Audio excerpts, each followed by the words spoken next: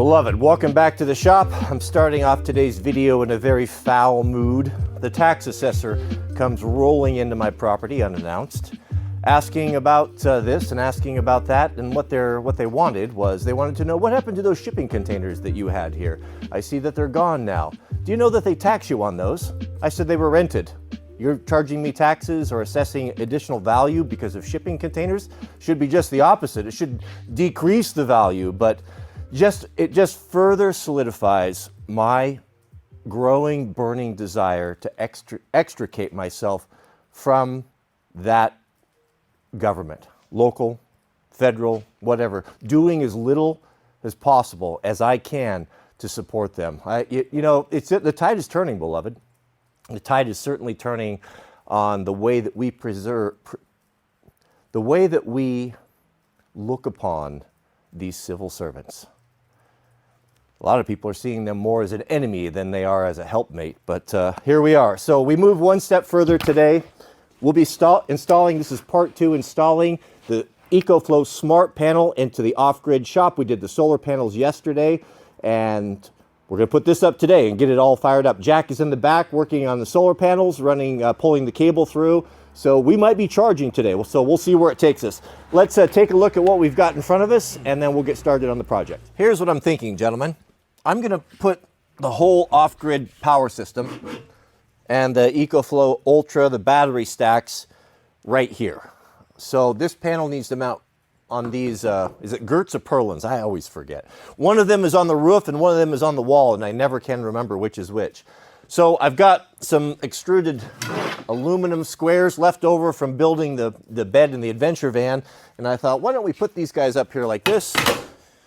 I grabbed a couple of clamps. Clamps are a handy thing to have. That should be in every Pro Hose box. Get a couple of these small clamps. They're a third hand in situations like this. Jack's ready to pull this wire, so he asked me to come out and give him a hand feed. This stuff is pretty stiff, isn't it, Jack? Yeah, it's gnarly. It looks around a circle so it pops through. Nice and slow. I get these curls out. Hold up. Okay, go ahead. So this will be, used an adapter that went the two panels, the two into one, so we only have to pull 2 wires, so a positive and a negative. Jack's gonna hole saw this, do the waterproof connection, get all that sorted out, and then while he's doing that, we'll go back to our panel.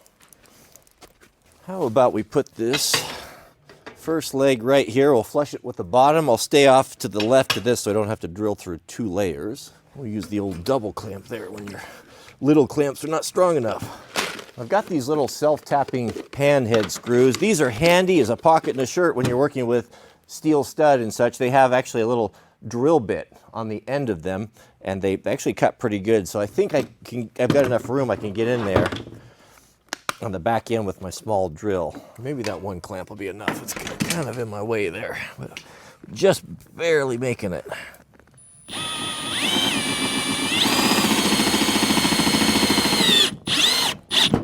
Excellent. Oh, that's going to be nice. Sometimes when you get into a real tight spot, you can chalk up a bit and just leave the very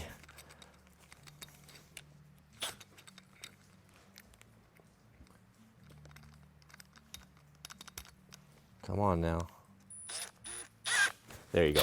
Just leave the very tip sticking out, and then it's a little bit lower profile in tight areas. Of course, everything Proho does must be plumb and level. Plumb is up and down, like a plumb line. Level is horizontal. When you've set something like this to plumb that can still move, take a moment and just put a little mark on there. Pencil, Sharpie, scratch it with a screwdriver. That way, when you get up there with the ladder, if you knock it, you can put it right back to the line. You don't have to recheck the plumb. This is the best ladder I've ever had because it's got treads on both sides, so you can go up either side, which makes it very, very handy, especially if you're like me and you like to stand on the top. They gave us this template, which is I guess it's got all the holes in it for the panel. I guess we could use that to lay out the next section.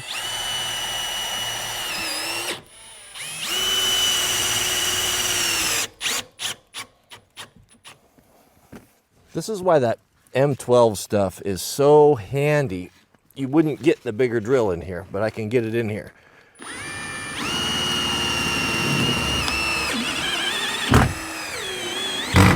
Oh, we got it. Good work, gentlemen. Having that template is greatly appreciated. Now we've got the holes pre-drilled for the panel, and that's going to make it a whole lot easier for me. We'll mount this panel with the 4, you can see the penetrations, there's 2 in the top, 2 in the bottom. Check that out. They put the little ovals in there so we can set the screws first and hang the panel on it and then buzz the top in. That makes it a lot easier. Then we can just take this, have this ready, and then buzz the top in, it'll be secure.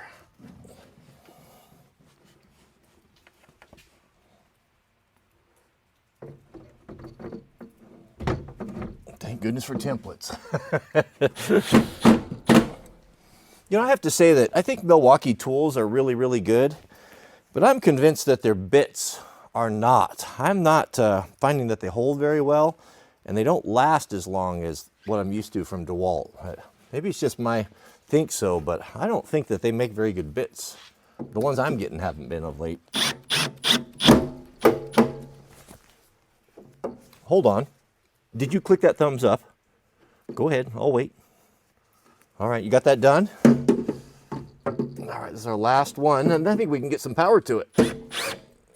Oh yes, very skookum. I am just now getting into this, and I haven't got my head around the whole thing, but what I know so far is that the battery banks are going to feed power through these plugs. We'll sit here next to it or underneath of it. Now we can put the fancy cover on. Boy, this is like aviation grade. This is some nice stuff. I don't know that I've ever had a sub panel give me the fizz, but this is pretty skookum. Boy, look at the build on that.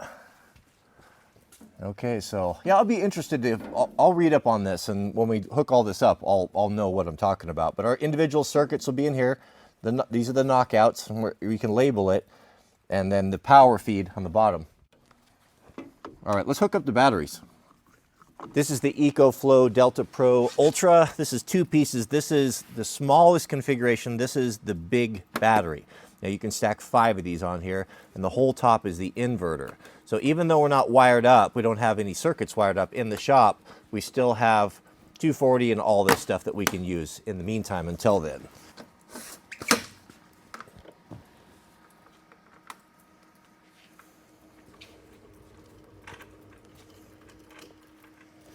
Now this should just hang out here or underneath, and I believe this plugs directly in on the side here.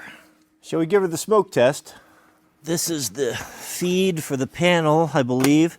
So what we have here, the solar line that Jack is running through here is going to plug in right here, and that's going to charge the system whenever the sun's out. And then this in turn, this big plug here, is going to feed the panel. Looks like the panel lit up. We should have 240 to the panel, at least on that one side here. Now let's see how the big Honda is going to plug into this. You know, gentlemen, it just dawned on me, one thing that we could do, possibly, is to put an exhaust on here, an exhaust pipe, and then turn that, and then do exhaust that out the wall. That way we could run it inside if we needed to in an emergency.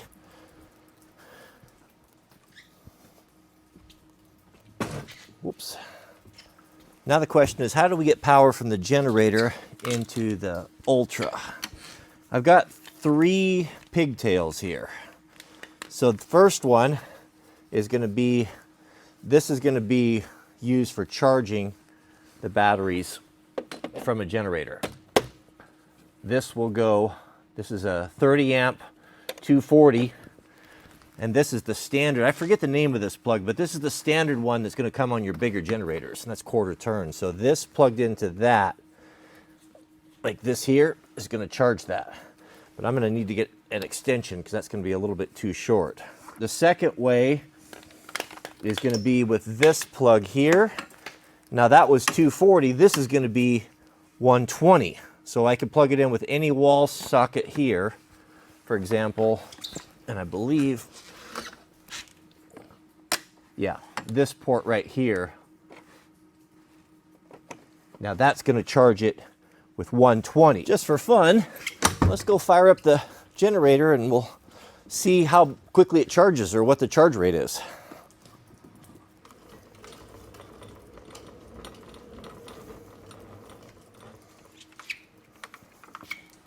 Did I forget how to start it? Oh, but it's the battery. My goodness, I am having so many problems with batteries lately. It seems like I've got to replace batteries every year. I even took it out and it was charged.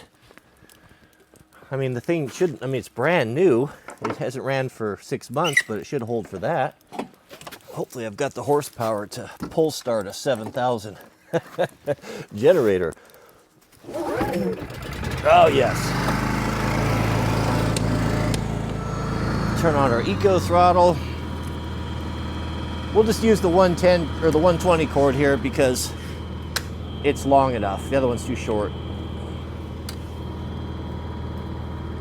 We are feeding the Ultra with a 120 20 amp, and that is accepting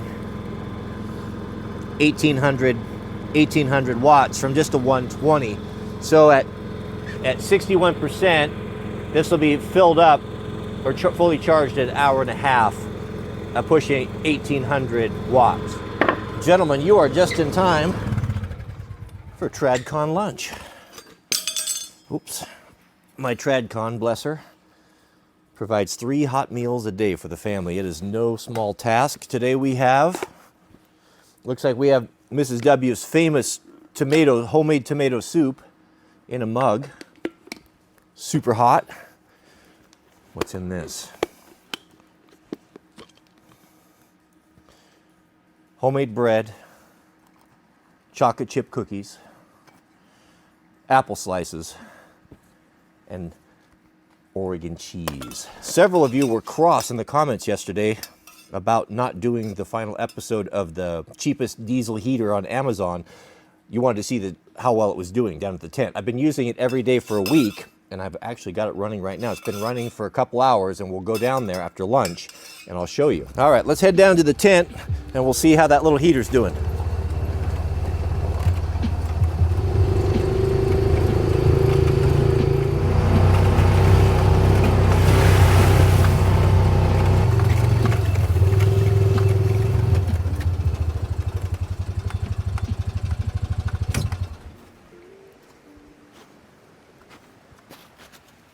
Uh-oh, it's not running. What happened?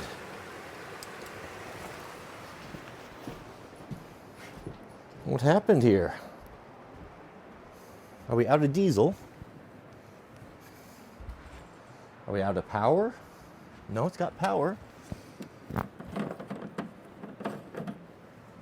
It's low. Well, that's bizarre. Will it start? We have an error. Oh no. We have an error. I don't know this error. What is it? Error 08. You want to look that up for me? Well, I guess that's probably all I've got for you today. I was hoping to get some numbers of how much solar we were producing with those 3 panels, but Jack didn't have a piece of unit strut to clamp, so he ran into town to go grab that.